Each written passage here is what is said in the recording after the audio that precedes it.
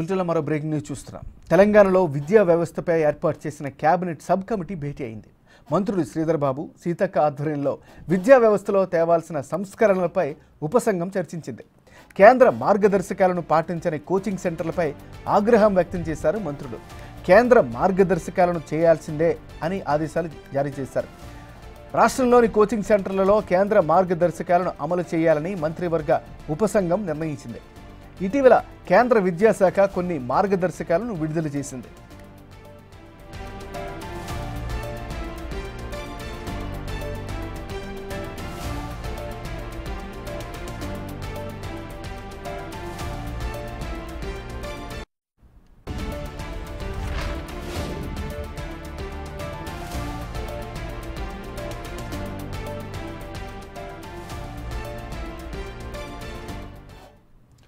బులెటిన్లో మనం breaking news చూస్తున్నాం. తెలంగాణలో విద్యా వ్యవస్థపై ఏర్పాటు చేసిన కేబినెట్ సబ్ కమిటీ భేటీ అయింది.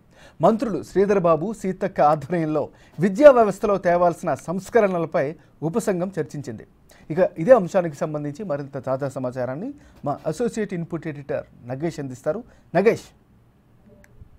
Department of higher education, ministry of education, government of India guide lines విడుదల చేసింది. Guide lines for regulation of coaching centres అని చెప్పి ఇవాళ గైడ్ లైన్స్ విడుదల చేసింది. ఎందుకంటే అకాడమిక్స్ తో పాటు పోటీ పరీక్షలకు ప్రిపేర్ అయ్యేందుకు కోచింగ్ సెంటర్లు విద్యార్థులు, నిరుద్యోగులు ఎక్కువ మొత్తంలో హాజరవుతారు.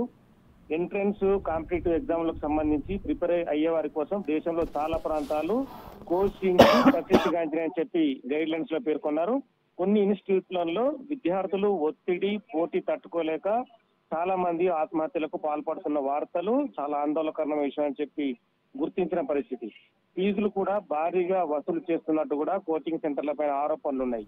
ఈ నేపథ్యంలో దేశవ్యాప్తంగా ఉన్న ఎడ్యుకేషనల్ కోచింగ్ సెంటర్ల నియంత్రణకు, నాణ్యమైన విద్యను అందించడానికి, విద్యార్థుల శ్రేయస్సును కాపాడేందుకు కేంద్ర ప్రభుత్వం కొత్త మార్గదర్శకాలని విడుదల చేస్తూ హైయర్ ఎడ్యుకేషన్ ప్రకటన జారీ చేసింది.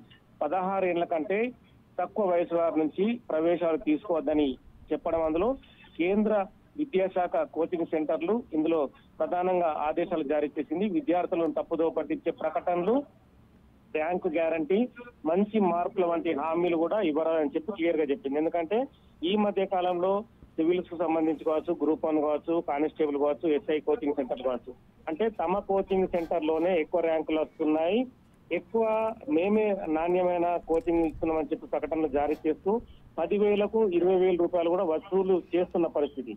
ఈ ఏదైతే ఉందో ఇవన్నీ కూడా మానుకోవాలని చెప్పి క్లియర్ గా మార్గదర్శకాల్లో పేర్కొన్నారు. ఎందుకంటే చాలా మంది నిరుద్యోగులు డబ్బులు చెల్లించలేని పరిస్థితి కూడా వారందరికీ ఉంటుంది. సో ఇవన్నీ వ్యవహారాలను ఖచ్చితంగా దృష్టిలో ఉంచుకోవాలని చెప్పి చెప్పారు. సో ఈ క్రమంలో ఆ మార్గదర్శకాలకు వ్యతిరేకంగా ఎవరు ప్రవర్తించినా ఖచ్చితంగా చట్టరీత్యా చర్యలు ఉంటాయని చెప్పి ఆ ప్రకటనలో పేర్కొన్న పరిస్థితి. మొత్తానికైతే కేంద్ర ప్రభుత్వ మార్గదర్శకాలు అనేది చాలా ఇంపార్టెంట్ గా మనం చెప్పుకోవచ్చు. ఎందుకంటే ఇప్పటి వరకు కోచింగ్ సెంటర్లకు సంబంధించి ఎలాంటి మార్గదర్శకాలని ఎప్పుడు కూడా ప్రభుత్వాలు విడుదల చేయలేదు. సో ఈ మార్గదర్శకాల ద్వారా అయినా కూడా ఖచ్చితమైన నాణ్యమైన కోచింగ్ ఇస్తారని చెప్పి కూడా చాలా మంది విద్యార్థులు, నిరుద్యోగులు ఆశిస్తున్నారు. Thank you Nagesh.